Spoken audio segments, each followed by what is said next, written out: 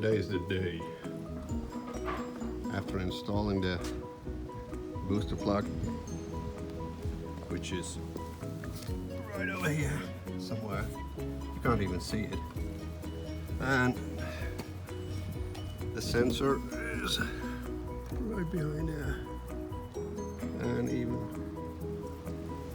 yes, you can see it if you, but today we're going to see what it does, if it's an improvement or not.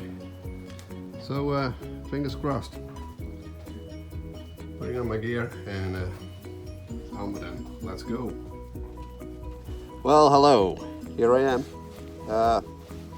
The booster plug, yes. Well, I can tell you this, after like, just a second, after like 2 miles, I already knew. You immediately feel the difference. It's much smoother, especially on the roundabout, on and off the throttle, so big improvement.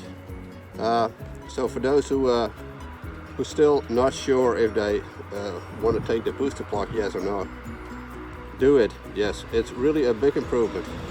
So I'm going for a ride and enjoy this improvement. So yes, booster plug, do it, really.